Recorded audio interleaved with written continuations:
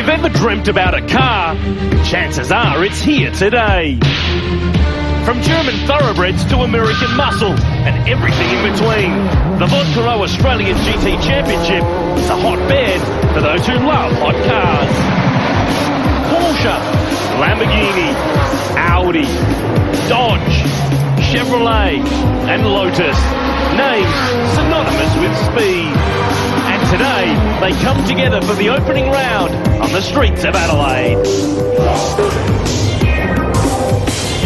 Well, it's a case of the erotic and the exotic in the Vodka Australian GT Championship, which kicks off today here at the Clipsal 500 in Adelaide. And one man who's looking forward to it all is Warren Luff. Hey, there's some cool cars in this field. Oh, there is indeed. Don't forget, we also have GT Challenge. These cars are a little bit older, but they're still sure to put on some fantastic racing. Then we have GT Production. These are more road-going based cars, some fantastic cars like the Lotus 6Ds, the Nissan GDR and the Corvette, and these guys will be sure to put on some fantastic races. We're really looking forward to seeing all of these cars on the streets of Adelaide, but already Bryony Ingerson has been in the paddock and she's found something that she thinks is pretty special.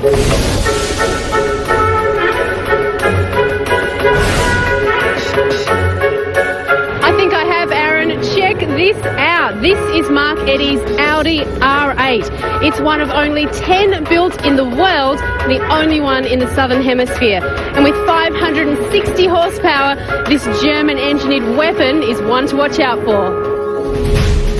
Well, sure, Bryony, we're looking forward to seeing how the Audi goes, but when you talk about horsepower, this is the car you need. It's Greg Crick's Dodge Viper from the US. It's got an 8.3-litre V10 engine. It's got more torque than, well, Mark Skaife underwater, really. And in terms of the guy behind the wheel, Greg Crick's a former GT champion, so he knows exactly what he's doing. Yeah, but it's a bit been there, done that with the Viper. This, on the other hand, is one of a kind.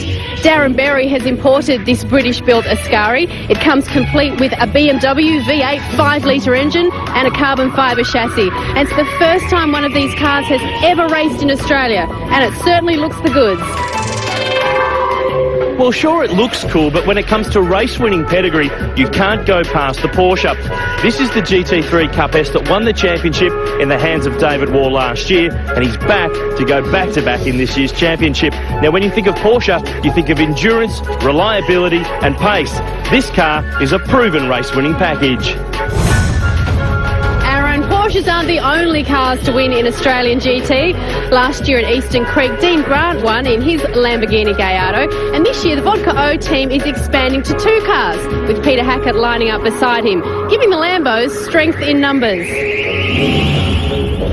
The Italian stallions aren't the only ones hunting in packs this weekend. Father and son combination Tony and Clark Quinn have upgraded in the off-season to the sleek Mosler MT900R. Now, this British-built American supercar won here on the streets of Adelaide last year. Craig Baird was the man doing the driving, so it's a car that knows how to find the checkered flag.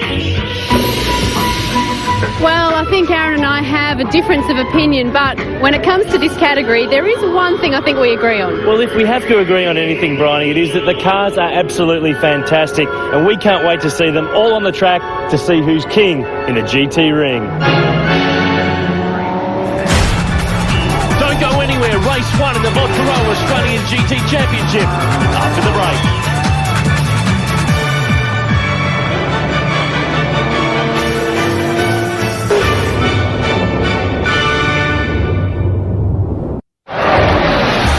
Watching round 1 of the Vodka Australian GT Championship from the streets of Adelaide. Race day qualifying was an expensive affair. Despite being one of only 10 in the world, Mark Eddy's crew managed to find the parts that would enable the Audi R8 GT3 to get back out on the track the following day. In spite of the warning signs, several other drivers also had close calls at turn 1 during the session. The number 7 Mosler was not so lucky. The damage to Tony Quinn's newly acquired car was so great that it would not be seen again this weekend.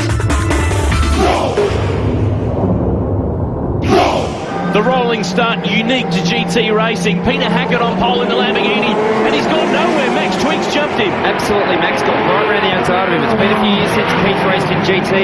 The new rule is when the green flag waves, you get going. And he's been dumped back to third. Greg Crick in the Viper has taken second spot. Look at this huge field work to chicane. Absolutely, David Wall up the inside there. Big move down the inside. You can see James Kanduris is trying to get a bit of that action as well. As the race progressed, several drivers began to find their rhythm. It's the battle of the Vipers, Ian Palmer and Ross Lilly, the 8.3 litre V10. It's a big, heavy car, but it's good under brakes when they're fighting one another. Huge move down the inside. Ross Lilly there pulls it up. It's a big car to pull up under brakes into that turn 3, but he does it nicely. And what a great shot at turn 5. Look at the bumps and the car's dealing with the left-hander. Last year's series champion soon started to slice his way through the field. David Wall, a great run off turn 8. Big move at turn 9. We know the Porsches are great under brakes, and he proves the point. Absolutely, you can see the strength of the Porsche is its ability to get in there, get the job done, straight down the inside there of Peter Hackner. Here he is lining up for another run down the inside of Greg Crick, and same again, you see again, pulls that Porsche up down the inside, and thank you very much. Oh, James Kanduris gets involved with Peter Hackett, and around goes the Porsche. Andrew Taplin was making sure the Porsches didn't have it all their own way. Andrew Taplin, the local racer in the Lamborghini, has now Shane Smolin under fire from Mark Sandy. Two different specifications of Porsche, but the same action. After his qualifying crash in the number 7 Mosler, Tony Quinn commandeered the team's number 12 car and was soon making up lost ground. What an awesome sound. The 7-litre V8 Chev-based engine. It stops all right too. It certainly does. You can see he's trying to follow the Lamborghini there. We've got Jordan Ormsby on the inside there. He's running in GT Challenge. It's a slightly older RSR. Down the... straight into the side of the Lamborghini. Thank you very much. Some bodywork falls off, but Tony Quinn pushing on. Up over the curve at turn 13. This is where you really start to see the differences between the cars. Here we have the Lamborghini in front. You see the Moser gets to run up the inside. The Lamborghini a bit hard on the throttle, a little bit out of shape, and here comes the big power of the Moser up the outside. Down here into turn 1, will he get it done? Yes, he does. Jim Richards just behind in the 997 GT3 Cup car, which doesn't have the sheer speed of the other cars. There was more than one Mosler on a mission. Ash Samadi, the brand new Mosler, down the inside on Ian Palmer. Nice move. Absolutely. Ash is loving his time in the Moser. It's a new car for him this weekend. It's a chance to really, I suppose, get a feel of what the car's like, but he's looking forward to the whole season. And that's one of the great parts of GT racing. There's such a mix of engines, drive lines, weights, and of course there's parity adjustments made between all the cars. And there's also parity adjustments based on the seating of the drivers. The race for first became a game of cat and mouse. The two Porsches head to turn 8. David Wall is so close here, and Max Twig knows it. Down the inside, he's having a look. Will he pull it up?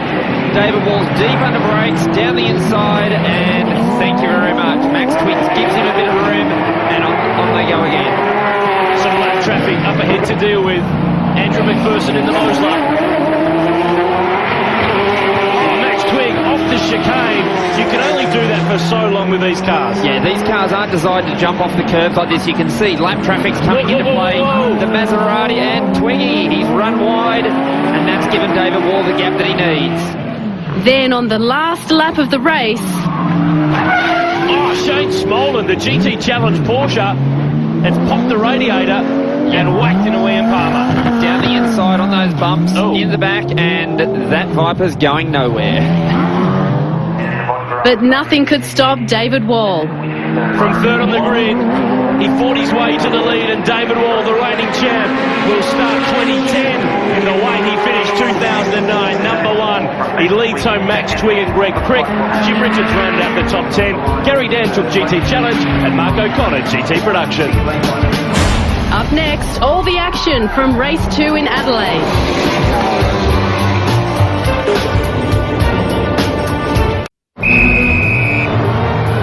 You're back with the Vodka O Australian GT Championship. With one race down, driver confidence was up, and so was the speed heading into turn 1. It's in the rulebook in GT racing that all cars must be line astern until the green flag flies, and when that happens, it's anyone's first chicane. Absolutely, you see them coming down the inside, a few guys getting pushed wide there. Jordan Ormsby in the background doing the straight run through the chicane, but everyone gets through there rather cleanly. Ross